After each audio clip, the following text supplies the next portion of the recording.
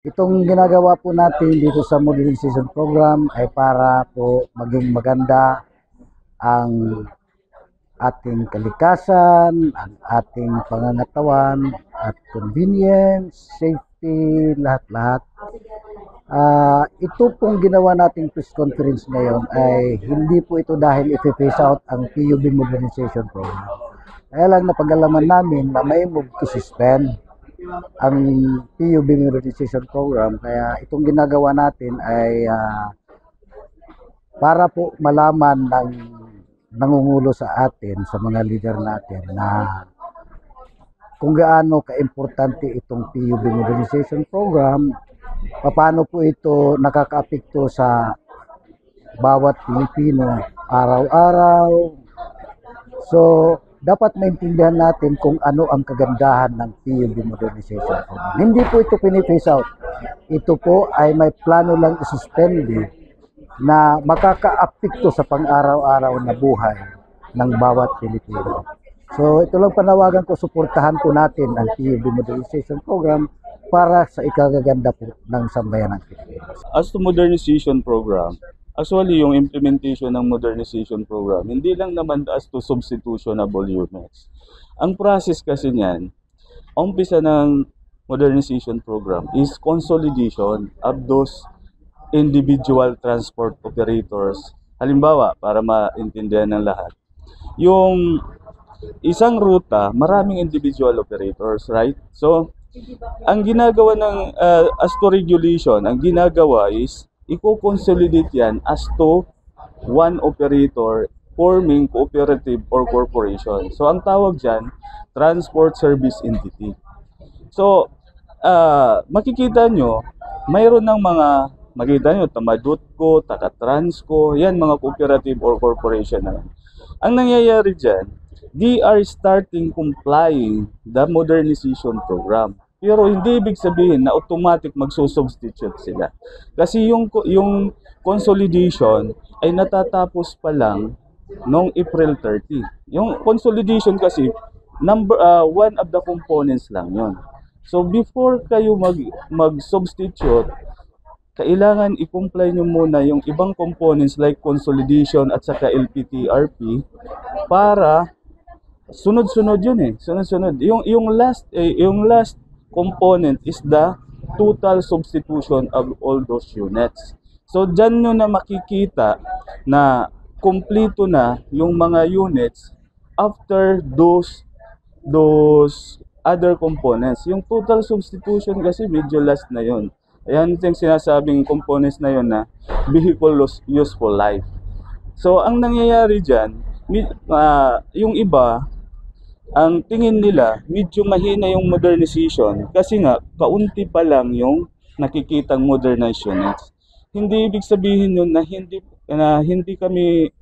ini-implement ng strictly yung modernization. Pero, kinukomply pa lang yung components na nauuna, like consolidation.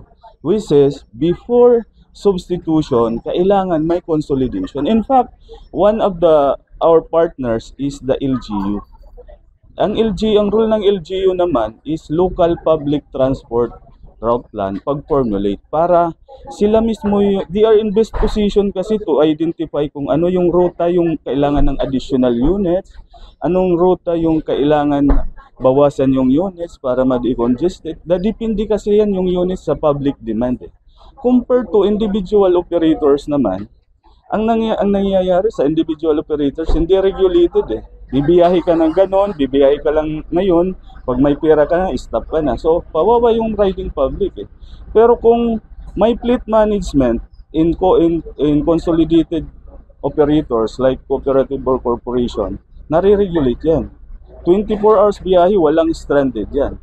Kasi nga, yung cooperative or corporation, mayroon silang fleet management, mayroon silang rules na dapat may schedule sa operation. So wala nang habulan, wala least accidents kasi nga wala nang reckless kasi nga disiplinado yung drivers. Ang nangyayari pa diyan, as to modernization program, disiplinado yung drivers, nabibigyan pa sila ng magandang kita kasi regular yung wage nila eh. at saka may mga benefits. Pero kung mayroon mga driver man na ma-displace, kasi nakikita natin mayroon mga pinapakalat na na displace yung mga kawawang driver. Yung gobyerno naman hindi nagpapabaya eh. Why? May mga social support diyan, like entrepreneur at saka super scholar. Entrepreneur, binibigyan sila ng social support by way of funding coming from the government para magkaroon sila ng pampuhunan kung kung gusto man ng negosyo. Or yung super scholar para maturuan sila ng anumang skill dyan na pwede nilang magawa para magkaroon sila ng another kabuhayan kung ma-displace man. Pero as to displacement, parang mahirap kasi ina-absorb yan ng mga driver eh. At saka mayroong mga driver operator pa rin. Driver at saka may-ari ng unit. So after the consolidation, sila pa rin. So nangyayari dyan, wala naman talaga na di-displace. Yung iba lang, mayroon lang problema sa cooperative or corporation, yung hindi lang pagkakaintindihan. Pero mariresolve natin yan kasi in coordination with the CDA, with the SEC, and the LTFRB. So, nangyayari kasi dyan, ang nangyayari ngayon is medyo kulang yung information dissemination ng Public Utility Modernization Program. That's the reason na kung sino lang nasa kalsada na para marinig yung hinaing nila, yun yung nabibigyan ng pansin. Pero kami, as implementing agency, that's why we're encouraging the operators to show also and to inform the public the benefits of this public utility modernization program.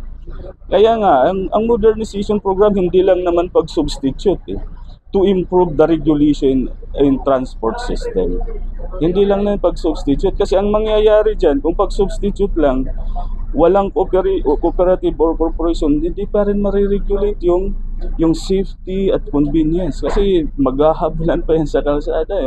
So may mga reckless pa rin. Pero kung nasa trabahador ka ng corporation or cooperative, the management itself will be the one who will answer in the event that there is a violation to the LTFRB. That's the reason also na didisiplina nila yung mga drivers nila.